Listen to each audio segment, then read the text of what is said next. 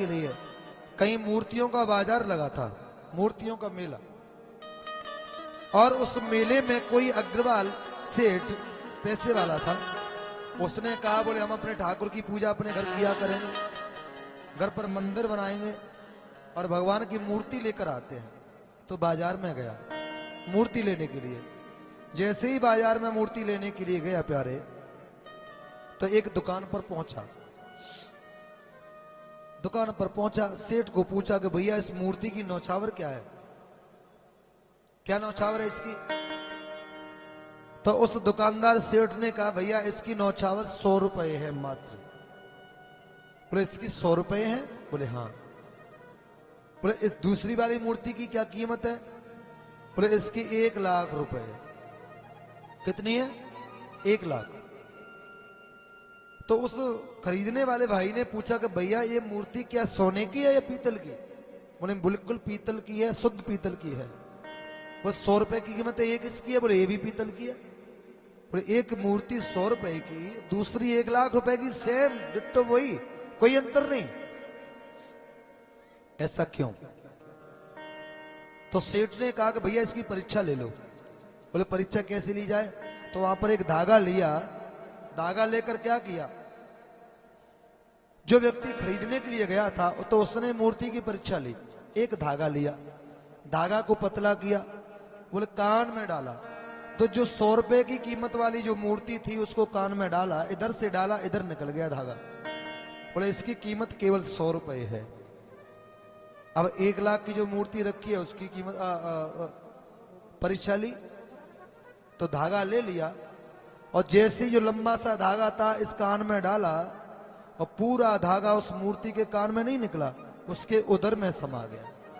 बोले इसकी कीमत 1 लाख रुपए है। इसका मतलब क्या हुआ? ध्यान रखना, हम किसी मंदिर में जाते हैं, सत्संग करने के लिए जाते हैं, भगवान की कथा में जाते हैं और कथा को सुनकर इधर से सुनकर इधर निकाल देते हैं, तो दुनिया में हमारी कीमत केवल 100 रुपए रहेगी। कितनी कीमत? 100 रुपए रहेगी। यदि भगवान की कथा को सुनकर अपने जीवन में उतार लेते हैं तो सज्जन हमारी कीमत 1 लाख रुपए नहीं, हमारी कीमत एक अमूल्य हो जाएगी। इसलिए सबसे बड़ा सिद्धांत भागवत का यही है कि दोनों कानों से कथा को सुने और अपने जीवन में उतारें। हमको दुनिया में अपनी 100 रुपए कीमत नहीं बनानी है, हमको तो अपनी कीमत अमूल्य बनानी है।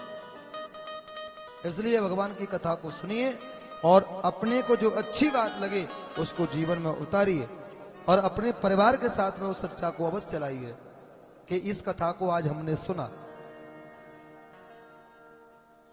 सूत जी महाराज कह रहे हैं, सौनक ऋषियों, गौकर्ण महाराज जो हैं भागवत का अनुष्ठान कराया, धुंधकारी सभी लोगों के लिए विमान आया। तो धुंधकारी को जब विमान आया, धुंधकारी के परिवार के लिए प्यारे जितने श्रोता थे, बोला हमारे लिए विमान क्यों नहीं आया? बोले तुमने कथा सुनी, उसका चिंतन नहीं किया, अब तो पुनः कथा कराई जाए। तो पुनः सुंदर सा मंच लगाया गया और मंच लगाने के बाद में पुनः कथा कराई।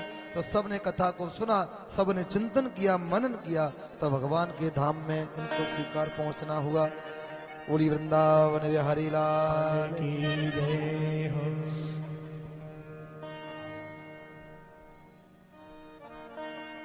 धुंधकारी का उद्धार हुआ है और भक्ति देवी और ज्ञान वैराग्य उनको भी सदोगति मिली है प्यारे। जो मूर्छा अवस्था में थे, भक्ति और ज्ञान वैराग्य मूर्छा अवस्था में थे, उनको भी आज उद्धार हो गया। तो इंद्र ने, भक्ति ने, ज्ञान वैराग्य ने, सभी ने मेरे बांके बिहारी का सुंदर सा पावन सा ध्यान किया, सत्संग कीर्तन किया और उसके बाद में पुनः कथा का आनंद लिया। तो आइए हम भी बांके बिहारी का ध्यान करते हैं।